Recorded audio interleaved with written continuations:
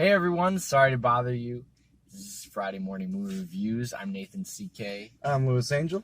And, of course, we're going to be reviewing Sorry to Bother You. It's directed and written by Boots Riley, who was also in the movie. Lakeith Stanfield is our lead man. He's like this really smart, really, well-adjusted guy, but he doesn't exactly have a lot going for him. Right. And he's with Tessa Thompson. She's an artist. And Lakeith, he joins this telemarketing firm, and, he starts making calls, and he's not really going anywhere until Danny Glover tells him you need to use your white voice. And from there, this movie takes such a crazy turn, and you have never seen a movie like this before in your life. You've never seen, you look at Mission Impossible, or you look at a movie like 8th Grade, you know what you're getting with those movies. You know, you've seen that kind of movie before, kind of. You've never seen this movie before. Never. And I implore you, if you can, go see it. Stop, because this review will not make sense. I can't. This is going to be such a hard movie to talk about without giving away spoilers. Because this movie is absolutely nuts.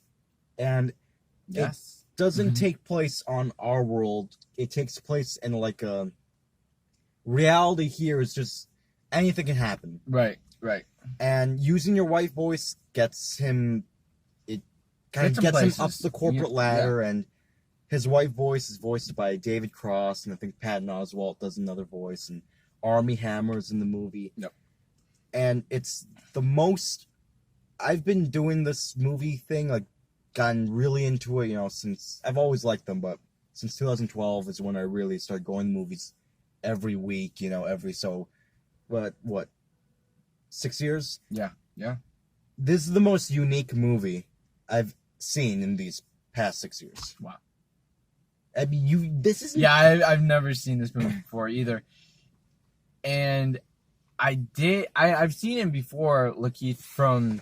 He's in Get Out. He's in Holes, I think. I'm pretty sure he did one episode in Black Mirror, but I could be wrong. He might have. And I like how he acts. You can't really understand his expressions really, or how he's feeling sometimes, because you're when certain characters are in a movie, you're like, okay, I know how he's acting. Okay, he's sad, whatever.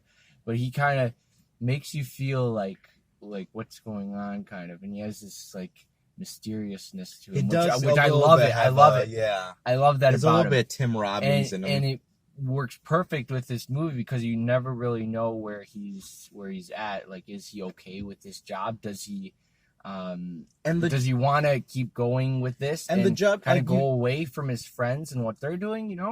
Yeah, and the job stuff, you've seen that, elements of that before, how far are you willing to go? Are you willing to lose your friends, lose yourself for the success and the fame, but never presented like this. It's bizarre, it's crazy. It is crazy. And I want to watch it again, just to see if there's anything I missed in the background, and they live in this world where slavery might be kind of okay if you're... If they give, it's nuts. And the movie gets crazier with every single act, get crazier to a point where you're thinking, what the hell am I watching? But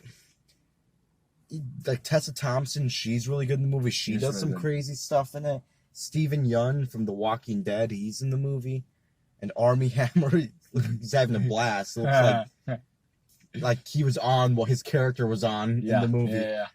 And I gotta give it to Boots Riley, because to have this idea in your head and to be able to pull it off as well as he did, I mean, hats off to him. Or eye patches off to him, I guess. I mean, there are some, I guess, if you're going real crazy, and which this movie does, there are some, I guess, certain setbacks in what people will think about it. And some stuff definitely doesn't work. There's stuff that's going to stick and stuff that's going to be okay, that's just super insane. Yeah. And that's just from, your creative director side trying to do something new. and you're always trying to make. But of course, we have criticism, and I liked the whole working your way up this I like that ladder. story.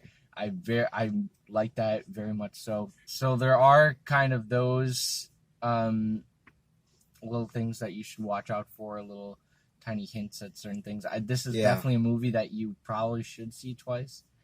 But yeah, I mean, once it gets into the second act, you could say it's crazy. You start finding out some weird stuff about Armie Hammer. It's just in like Pinocchio.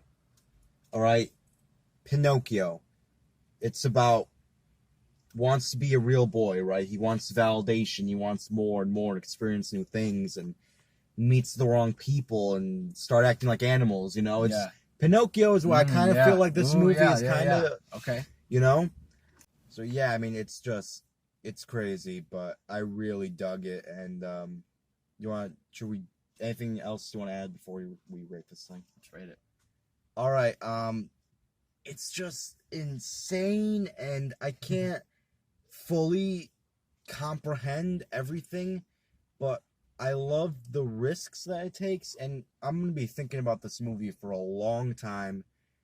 I really dug it, even if everything didn't work for me. Yeah. I'm like, I haven't seen this movie. You showed me something I've never seen in any movie before, and thank you. I'm going to go 4.5 out of 5.